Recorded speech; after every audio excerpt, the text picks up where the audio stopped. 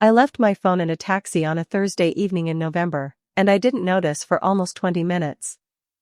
It had been one of those days that grinds you down slowly, the kind where nothing catastrophic happens but everything is slightly harder than it should be, and by the time I got home I was so tired that I just wanted to take my shoes off and sit down and not think about anything for a while. I dropped my bag by the door, went to the kitchen, put the kettle on, and it was only when I went to text my sister that I reached into my pocket and found nothing there. I stood in the kitchen and tried to remember. I had been on my phone in the taxi, I was almost certain of that, scrolling through nothing in particular the way you do when you're tired and the city is moving past the window and you just need something to look at that isn't your own thoughts. I checked my bag twice. I checked my coat pockets. I went back to the front door and looked on the floor in case it had fallen out when I dropped my bag. Nothing. I had left it in the taxi. I borrowed my neighbor's phone to call my own number, but it rang out. I tried again 5 minutes later, and again after that, and each time it just rang and nobody picked up. I told myself the driver probably hadn't heard it, that he was on another call, that he would find it when he finished his shift and hand it in somewhere. I told myself this, and I mostly believed it, and I made myself a cup of tea and sat down and tried not to think about everything that was on that phone. The photos. The messages. Everything I hadn't backed up because I kept meaning to and never did.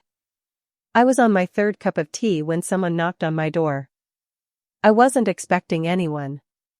It was almost 9 in the evening, and I lived alone, and I stood in the hallway for a moment before I opened the door, because that is what you do when you live alone and someone knocks unexpectedly at 9 at night. I opened the door and there was a man standing there. He was somewhere in his 40s, wearing a jacket with a taxi company logo on it, and he was holding my phone in both hands, carefully, like it was something fragile. He said, "I think this is yours." I found it on the back seat. I said, "Yes, that's mine, thank you so much, you didn't have to come all the way here." He nodded, but he didn't hand it to me immediately. He held it for just a moment longer, and then he looked at me with an expression that I didn't quite understand at first, something careful and serious, and he said, "I need to tell you something. And I want you to know that I am sorry for reading it, but I think I needed to." I looked at him and I looked at the phone and something shifted in my stomach, the way it does when you understand that something is happening that you weren't prepared for. He said, "Your sister sent you a message. About 40 minutes ago. I saw it come up on the screen when I was looking for a way to find your address, and I read it, and I think you need to see it right now." He held the phone out to me and I took it, and I looked at the screen, and I read what my sister had written. And then I looked up at him and I said, "How fast can you drive?" He didn't ask any questions. He just said, "Get your coat." I grabbed my keys and my bag and I was out the door in less than a minute, and he was already back at the car with the engine running, and I got in the front seat because somehow the back seat felt wrong, and he pulled out into the street before I had even closed the door properly. My sister lived 20 minutes away on a normal evening. He got us there in 11. I had tried calling her twice on the way and she hadn't picked up, and each time the phone rang out my chest got tighter, and I was watching the streets go past the window the way I had watched them an hour earlier when I was tired and scrolling through nothing, and everything looked the same but felt completely different, because an hour ago I had no idea and now I knew, and knowing changes everything about how the world looks through a car window at night. He didn't talk much during the drive. He asked me once if she lived alone and I said yes, and he nodded and drove faster, and I was grateful for the silence because I didn't have words for what I was feeling and I didn't want to try to find them. He pulled up outside her building and I was out of the car before it fully stopped, and I heard him behind me, following, and I didn't tell him to stay because I didn't want to be alone in whatever I was about to find. I buzzed her apartment 3 times. Nothing. I buzzed again, holding the button down longer, and then I heard a sound through the intercom, something small and unclear, and I said her name, and after a moment the door clicked open. She was sitting on the floor of her hallway when I got upstairs.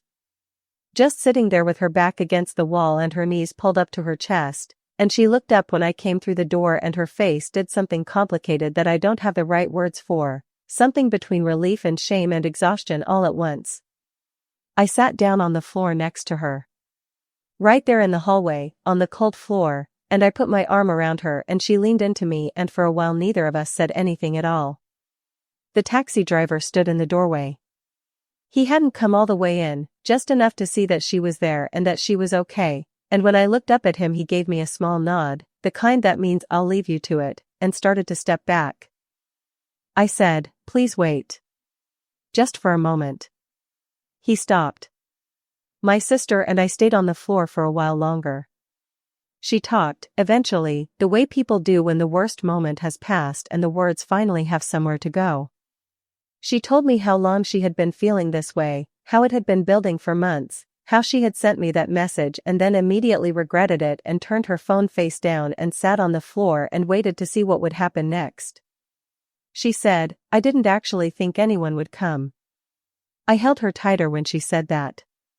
I didn't say anything because there wasn't anything to say that would be adequate, so I just held on. After a while I got her up off the floor and onto the sofa, and I made her tea the way she liked it, and I sat with her, and we talked for a long time about things that needed to be said and had been waiting too long to be said, and by the time the worst of it had passed the city outside her window had gone quiet the way cities go quiet very late at night. I had almost forgotten about the driver. He was still there when I came back to the hallway, sitting on the top step of the stairs outside her door, quietly, like someone who had decided to stay without making a production of it. He stood up when he saw me and he looked at me with that same careful expression he had worn at my door an hour ago. I said, "She's okay. She's going to be okay." He nodded slowly. And then he said, "I have a sister too." That was all he said. 3 words, quietly, without elaboration, but I understood everything that was in them, and I stood there in the hallway of my sister's building at midnight and I felt something shift in me that I know is permanent. I asked him his name. He said it was Daniel. I said, "Daniel, I don't know how to thank you for what you did tonight." He said, "You don't have to. Just make sure she knows she doesn't have to sit on the floor alone." I said, "I will. I promise."